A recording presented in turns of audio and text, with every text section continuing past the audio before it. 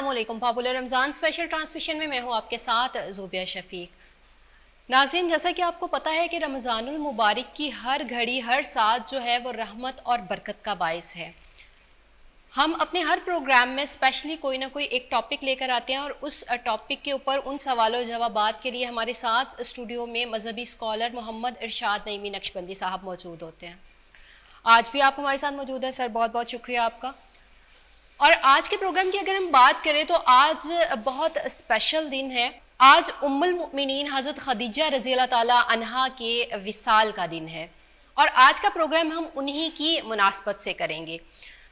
नाज़रीन, अगर हम हज़रत खदीजा रज़ी अल्लाह ताला अन्हा की बात करें, हज़रत खदीजा रज़ी अल्लाह ताला अन्हा वो खातून जन्नत हैं जिन्होंने नबी पाक सल्लल्लाहु अलैहि वसल्लम पर सबसे पहले ईमान लाया था, जिन्होंने आप सल्लल्लाहु अलैहि वसल्लम का कलमा सबसे पहले पढ़ा था।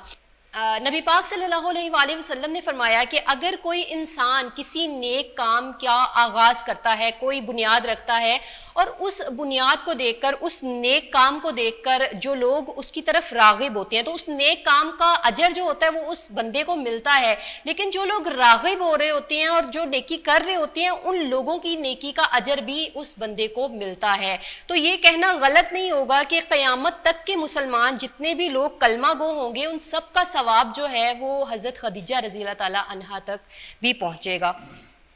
तो आज के प्रोग्राम में हम इसी मुनासबत से बात करेंगे। सबसे पहले मौलाना साहब, जो क्वेश्चन आपसे मैं पूछूंगी, हज़रत खदीजा रज़ी अल्लाह ताला अन्हा, आपकी सीरत जो थी वो तमाम औरतों के लिए एक जो है वो आईना है। आप तमाम ख़वातीन जो हैं जो क्योंकि आप एक बिज़नेस वीमेन भी थी और बिज़नेस वीमेन के साथ साथ आपने अपनी फैमिली को बहुत अच्छे से संभाला, आपने अपने घर को बहुत अच्छे से सपोर्ट किया। आज की ख़वातीन जो कि बिज़नेस वीमेन होती हैं, जो कि बाहर काम कर रही होती हैं, वो अपनी फैमिली को उस तरीके से सपोर्ट नहीं कर रही होती। तो ख़वातीन के लिए आपकी सीरत कैसे नमूना है? सल्लल्लाहु अला हबीबिही सय्यिदिना मुहम्मद व आलिहि व अस्हाबिहि वसल्लम। मौला यसल्लि वसल्लिम दाइमन अबदा अला हबीबिका खैरिल खल्क़ि कुल्लि हमी वल हबीबुल्लज़ी तुरजा शफ़ाअतुहु लिकुल्लि हौलिन मिनल अहवालि मुक़्तहमी। हम्द व सलात के बाद निहायत ही वाजिब एहतराम सामीन, अस्सलामु अलैकुम व रहमतुल्लाहि व बरकातुहू। मेरी और आपकी, हम सब की खुशकिस्मती है कि आज हम उस ज़ात बाबरकत का ज़िक्र खैर कर रहे हैं जो कि प्यारे आका सल्लल्लाहु अलैहि वसल्लम को बहुत महबूब थी। आज सईदा तैयबा ताहिरा हज़रत खदीजातुल कुबरा रज़ियल्लाहु ताला अन्हा का यौम विसाल है। सईदा तैयबा ताहिरा हुजूर पुरनूर शाफ़ी मनशूर सल्लल्लाहु अलैहि वसल्लम की पहली ज़ौजा मोहतरमा थी।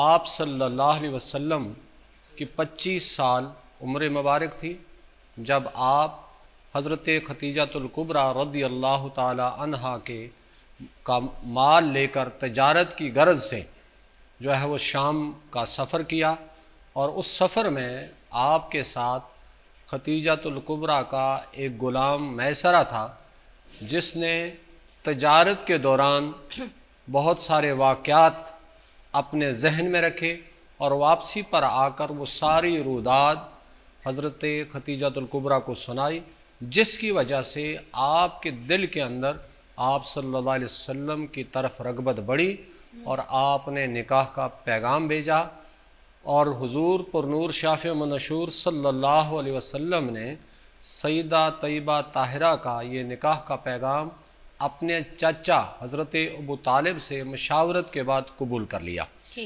और यहाँ तक कि आपका जो निकाह का खुतबा है वो भी हज़रत अबू तालिब ने दिया। और हुजूर पुरनूर शाफ़ी मनशूर सल्लल्लाहु अलैहि वसल्लम सईदा से बेहद मोहब्बत करते थे और सईदा भी आप पर अपनी जान निछावर करती थी। यहाँ तक कि आलम इस्लाम की ख़वातीन के लिए आपकी सीरत मशअल राह है। जब आप जो है वो आप सल्लल्लाहु अलैहि वसल्लम के निकाह में आई तो आपने अपना सारा माल हुजूर के कदमों में निछावर कर दिया। यानी वो माल तजारत जिसके बल बोते पर आप पूरे अरब में मशहूर थी जी। वो सारे का सारा माल हुजूर को हवाले कर दिया और हुजूर पर नूर शाफ़े मनशूर सल्लल्लाहु अलैहि वसल्लम ने वो सारे का सारा माल गुराबा में तकसीम कर दिया। और ये भी याद रखें, इसमें सईदा को कोई मलाल नहीं था, सईदा के दिल पर किसी किस्म का कोई मसला नहीं बना, बल्कि सईदा जो थी वो इंतहाई रहम दिल और यतीमों के साथ हमदर्दी रखने वाली, बल्कि उस पर खुशी का इजहार होता था कि मेरा माल जो है वो हुजूर सल्लल्लाहु अलैहि वसल्लम ने अल्लाह के रास्ते में, क्यों? इसलिए कि आप कुरैश की उन तमाम बुराइयों से दूर थी इब्तिदा से पहले। यानी अभी आप सल्लल्लाहु अलैहि वसल्लम के निकाह में आई तो हुजूर ने अपनी बेसत का ऐलान नहीं फरमाया था, लेकिन इब्तिदा से ही आप बुत प्रस्ती से और दूसरी बुराइयों से जो है वो अल्लाह ताला ने आपको महफूज रखा था। ये अल्लाह की अता है कि वो किस को बचा ले। हालांकि माहौल ऐसा था जहां लोगों का बचना मुमकिन ही नहीं था, लेकिन इंतखाब था अल्लाह ताला का कि सईदा को अपने महबूब के निकाह में देना था। और ये जैसा कि आपका सवाल है कि मौजूदा दौर में ख्वातीन को किस तरह सईदा के नक्श कदम पर चलना चाहिए। मौजूदा दौर में जब हम अपने माल की बुनियाद पर गुरूर और तकब्बुर का शिकार हो जाते हैं, बढ़ोतरी का शिकार हो जाते हैं, हमारे दिलो दिमाग में जो है वो एक इल्म का रोब और दबदबा होता है, हर शख्स को हम अपने से कम तर समझते हैं, तो यहाँ मामला ख़राब हो जाता है। वरना अगर हम आज सईदा की सीरत पाक को पढ़ें और ख्वातीन मस्तूरात उस पर अपना अमल करें, ज़िंदगी गुजारें, तो यकीनी तौर पर जो है वो घर वो एक जन्नत का गहवारा बन सकता है। बेशक बेशक। अच्छा मौलाना साहब, जैसा आपने इरशाद फरमाया नबी पाक सल्लल्लाहु अलैहि वसल्लम की बहुत मोहब्बत थी हज़रत खदीजा रज़ियल्लाहु ताला अन्हा के साथ, तो क्या आप रज़ियल्लाहु ताला अन्हा की मौजूदगी में नबी पाक सल्लल्लाहु अलैहि वसल्लम ने कोई और निकाह भी किया था? आप सल्लल्लाहु अलैहि वसल्लम को सईदा से इस कदर मोहब्बत थी कि आप सल्लल्लाहु अलैहि वसल्लम ने हज़रत खदीजतुल कुबरा के साथ 25 साल ज़िंदगी के गुजारे। जैसा कि मैंने बताया कि आप सल्लल्लाहु अलैहि वसल्लम का जब निकाह होता है तो आपकी उम्र मुबारक जो है वो 25 साल थी, और हज़रत सईदा तय्यबा ताहिरा खदीजतुल कुबरा की उम्र मुबारक 40 साल थी। तो आप 25 से 50 साल तक जो एक गोल्डन पीरियड होता है, इसमें आपने किसी और औरत को निकाह का ना पैगाम भेजा, ना जो है वो कभी सोच पैदा हुई, बल्कि सईदा के होते हुए आप को अल्लाह तबारक व ताला ने भी जो है वो निकाह की तरफ जो है वो रागिब नहीं किया। और यहाँ मैं बता दूं कि अल्लाह तबारक व ताला ने आप सल्लल्लाहु अलैहि वसल्लम की जो औलाद पाक थी वो भी सईदा से है। 4 बेटियां हैं और 2 बेटे हैं, वो सईदा खदीजतुल कुबरा से औलाद है, और एक हज़रत मारिया किब्तिया है जिनसे अल्लाह तबारक व ताला ने इनके अलावा औलाद दी थी। बाकी जितने भी उम्महातुल मोमिनीन हैं उनका अपना एक मकाम है, सबका मकाम और मर्तबा जो है वो अल्लाह के यहाँ था, तो अल्लाह के महबूब के घर में जो है उनको जगह मिली। लेकिन आपके होते हुए आप सल्लल्लाहु अलैहि वसल्लम ने जो है कोई दूसरा निकाह नहीं फरमाया। अच्छा मौलाना साहब, एक आपने ये इरशाद फरमाया कि जो आज की ख़वातीन हैं उनके लिए हज़रत खदीजा रज़ियल्लाहु ताला अन्हा की जो सीरत है वो बहुत मायने रखती है, वो एक नमूना है कि आप रज़ियल्लाहु ताला अन्हा ने जब आप नबी पाक सल्लल्लाहु अलैहि वसल्लम के निकाह में आई तो अपना सारा माल आप सल्लल्लाहु अलैहि वसल्लम के हवाले कर दिया। इसके अलावा अगर कोई हम एक लाइन में एक चीज़ पूछना चाहें तो हज़रत खदीजा रज़ियल्लाहु ताला अन्हा की सीरत जो है उस खातून के लिए जो वर्किंग विमेन है, जो बाहर का काम करती है, जो शाना बशाना, क्योंकि अगर आज की हम बात करें तो हम कहते हैं कि आज हम लिबरल हो गए हैं, हालांकि जो लिबरलिज्म है वो तो उस टाइम से है। वो जब इस्लाम का स्टार्ट हुआ तो पहली खातून अव्वल जो थी जिन्होंने इस्लाम सबसे पहले कबूल किया, तो वो खातून जो थी वो खुद वर्किंग विमेन थी। तो आज की ख़वातीन के लिए क्या सबक होगा हज़रत खदीजा रज़ियल्लाहु ताला अन्हा की सीरत से? ये बात पेश नज़र रहे कि सईदा खदीजतुल कुबरा रज़ियल्लाहु ताला अन्हा जो कारोबार करती थी वो अपने अजीज़ व अकारब रिश्तेदारों के ज़रिए से करती थी। ठीक। अरब में किसी औरत का कारोबार करना जिस तरह इस्लाम में मायूब समझा जाता है तो अरब में भी मायूब समझा जाता था। और जब आपके वालिद फोत हो जाते हैं, चूँकि आप फ़हम व फरासत की मालिक थी, तो इसलिए आपने तमाम कारोबार को अपने हाथ में लिया और अपने आइज़ा अक़रबा के ज़रिए से उस कारोबार को जो है उरूज दिया। और ये बात याद रहे कि मौजूदा दौर में भी इस्लाम हमसे यही डिमांड करता है, यही तकाज़ा करता है कि हम जो है वो अगर औरत के लिए तमाम शरी क़ुयूद के बाद जो है वो कहीं काम करना पड़ जाए, मसलन दर्स व तदरीस है, पढ़ाने का अमल है, इसी तरह हॉस्पिटल्स में काम करना है, और जहाँ मर्द व जन का इख्तिलात ना हो, यानी मर्द व जन का मिलना ना हो, कोई बुराई ना पाई जाए, तो वहाँ कोई हर्ज नहीं है। लेकिन उसमें वो उस औरत के लिए जो है वो फिर ये होगा कि वो ये ना हो कि वो बाकी तमाम मामूलात से फारिग होकर जो है वो सिर्फ एक काम को ले ले। सईदा तैयबा ताहिरा खतीजतुल कुबरा ने अपना माल तो पेश किया, अपना माल तजारत दिया, लेकिन घर के सारे काम खुद सर अंजाम देती थी। ये अलहदा बात है कि आप सल्लल्लाहु अलैहि वसल्लम अपने घर का काम खुद करते थे, जो मर्दों के लिए भी इस वक्त जो है एक नमूना है, और इसी तरह औरतों के लिए जो है खतीजतुल कुबरा रज़ियल्लाहु ताला अन्हा की ज़िंदगी जो है वो नमूना है। अच्छा मौलाना साहब, मुझे ये बताइएगा कि नबी पाक सल्लल्लाहु अलैहि वसल्लम की मोहब्बत हज़रत खदीजा रज़ियल्लाहु ताला अन्हा से अहादीस की रूह में अगर हम कोई एक एग्जाम्पल लेना चाहें तो वो कैसे थी? हज़रत खतीजा रज़ियल्लाहु ताला अन्हा के साथ हुज़ूर सल्लल्लाहु अलैहि वसल्लम की जो मोहब्बत है उसकी मिसाल हदीस मुबारक में अर्ज़ करता हूँ। उससे कबल अल्लाह तबारक व ताला को हज़रत सईदा खतीजतुल कुबरा से जो मोहब्बत थी वो ज़रा सुन लें। बुखारी शरीफ की रवायत है कि हज़रत जबरील अलैहिस्सलाम हुज़ूर की बारगाह में हाज़िर होते हैं और अर्ज़ करते हैं, या रसूलुल्लाह सल्लल्लाहु अलैहि वसल्लम, सईदा खतीजतुल कुबरा खाना लेकर आ रही हैं और अल्लाह की तरफ से और मेरी तरफ से उनको सलाम पेश कीजिए। सुभान अल्लाह। अब सईदा खतीजतुल कुबरा को जब सलाम हुज़ूर पेश करते हैं जी, तो सईदा खतीजतुल कुबरा रज़ियल्लाहु ताला अन्हा ये अल्लाह की बारगाह में अर्ज़ करती हैं कि अल्लाह की ज़ात तो वैसे सलाम है, मैं तो अल्लाह की बारगाह में अपना सलाम पेश नहीं कर सकती, लेकिन ए जबरील अलैहिस्सलाम आप पर सलामती हो। अब आगे जबरील फरमाते हैं कि अल्लाह फरमाता है कि मैंने उनके लिए जन्नत के अंदर एक घर तामीर कर रखा है जो सिर्फ एक ही जो है वो जौहर लाल से बना हुआ है, जिसमें सिर्फ एक किस्म का जो है वो मटेरियल इस्तेमाल हुआ, उसमें कोई नहीं और कोई शोर शराबा नहीं। ये है अल्लाह तबारक व तआला के यहाँ सईदा का मकाम और मर्तबा। और जहाँ तक हुजूर की मोहब्बत का ताल्लुक़ है, जब आपका विसाल करीब था जी, तो सईदा ने हज़रत फ़ातिमा तो ज़हरा रज़ियल्लाहु ताला अन्हा को भेजा कि जाओ अपने वालिद ग्रामी यानी हुजूर सल्लल्लाहु अलैहि वसल्लम से अपनी चादर तलब करो कि मुझे चादर अता कर दें। तो हुजूर ने सईदा फ़ातिमा तो ज़हरा से पूछा कि चादर को क्या करेंगे, और ख़ुद भी हज़रत खतीजा रज़ियल्लाहु ताला अन्हा की तरफ आगे और आकर इस्तिफ़सार किया कि चादर को क्या करना है। अर्ज़ किया, या रसूलुल्लाह सल्लल्लाहु अलैहि वसल्लम, मेरा आखिरी वक्त आ चुका है, तो इस चादर मुझे रहमत की चादर अता करें ताकि इससे मुझे कफन दिया जाए और मैं जब फोत हो जाऊं तो वही रहमत की चादर उसमें मुझे कफन दिया जाए।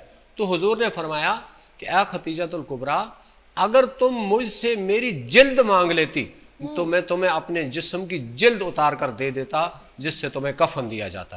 तो ये वो मौका है कि जब आप सल्लल्लाहु अलैहि वसल्लम की आंखें आबदीद हो जाती हैं, आपकी आंखों में आंसू भर आते हैं, तो पता चलता है कि दुनिया से बहुत सारी अज़वाज दुनिया से जाती हैं, लेकिन उनके शोहर जो हैं वो बहुत कम उस तरह की कैफियत में जाते हैं जिस तरह के आप सल्लल्लाहु अलैहि वसल्लम की कैफियत होती है कि आपके आंसू छलक जाते हैं और बेइख्तियार, हालांकि आप सब्र का पहाड़ हैं, अल्लाह की हर आजमाइश पर पूरे उतरते हैं, लेकिन जहाँ तक आपकी मोहब्बत का ताल्लुक़ है तो हुजूर सल्लल्लाहु अलैहि वसल्लम नमदीद हो जाते हैं। तो इससे पता चलता है।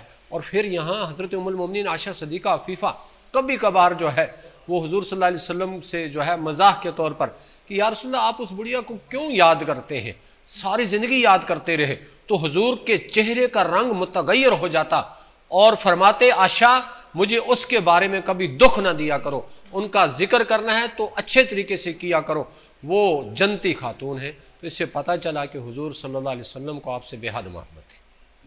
मौलाना साहब से गुफ्तगू का सिलसिला इसी तरह जारी रहेगा, लेकिन यहाँ पे हमें ज्वाइन किया है स्टूडियो में तैयब इफ्तिखार ने। सबसे पहले बहुत बहुत शुक्रिया Tayyab. Thank you ma'am, thank you so much. और आज के रोज़े के हवाले से, आज के 10वां रोज़ है, तो 10वें रोज़े के हवाले से आप उस मुनासबत से क्या चीज़ लेकर आए हो हमारे लिए? बिस्मिल्लाहिर्रहमानिर्रहीम मैम, बहुत शुक्रिया। सबसे पहले तो जिस तरह मौलाना ने भी सैयदना खतीजतुल कुबरा रज़ी ताला अन्हा के बारे में बताया है, मैंने भी जब 10th ऑफ रमज़ान पर स्टडी किया तो top of the list Saida ही थी। और नो डाउट वो, क्योंकि वो कहते हैं ना कि माँ से ही सारी स्टोरी शुरू होती है, तो वो उस वक़्त हमारे नबी अलैहिस्सलाम के साथ थी जब ज़ाहिर हमें कोई भी उनके साथ तारीख में उस तरह से नज़र नहीं आता। और ये आज के दौर के लिए बहुत हमारे लिए लेसन है कि हमारे यहाँ बड़े बड़े लोगों के पीछे जो हैं बड़ी बड़ी खवातीन हैं। सैयदना शेख अब्दुल कादिर जिलानी रहमतुल्लाह ताला अलैह के पीछे उनकी एक स्पोर्टिंग वालदा हैं। बाबा फरीदुद्दीन मसूद गंज शक्कर रहमतुल्लाह ताला अलैह हो जाएं, या फिर हमारे यहाँ हज़रत सुल्तान बाहू रहमतुल्लाह ताला अलैह हो जाएं, और बड़े बड़े हुक्मरान हो जाएं, साइंसदान हो जाएं।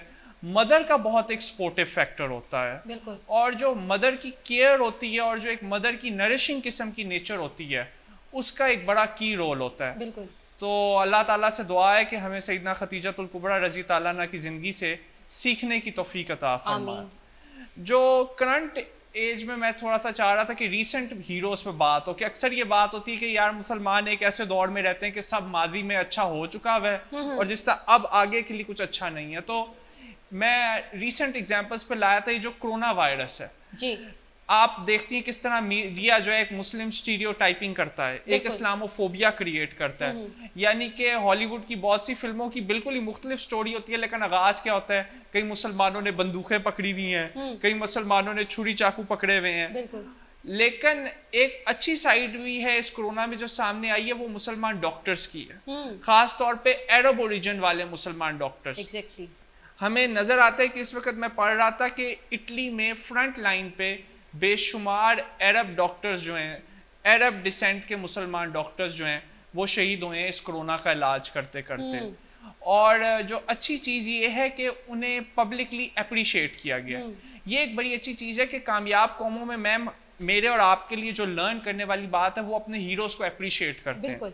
मसलन जिस तरह वो फोटोएं सोशल मीडिया पे आई थी कि जी कराची में जो पुलिस ऑफिसर्स शहीद हुए थे, उनके फैमिलीज़ के लिए गिफ्ट्स के डब्बे वगैरह रख दिए गए चाइना की सड़कों पे, क्योंकि वो चाइनीज़ काउंसलेट डिफेंड कर रहे थे। उसी तरह अब जब ये वुहान में डॉक्टर्स ने इलाज किया है तो डॉक्टर्स को बड़ा प्रोटोकॉल मिला है, उनको स्क्रीनों पर उनकी फोटोएं जो हैं वो नुमाया की गई हैं, उनको सरकारी हीरो का एजाज दिया गया है।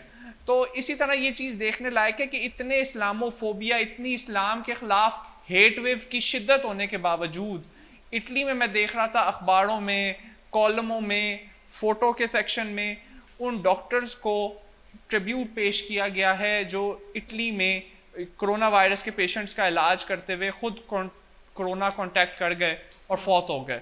उसमें एक टॉप ऑफ द लाइन एक सीरियन डिसेंट की खातून थी जो 1994 से वहाँ पे इटली में रह रही थी।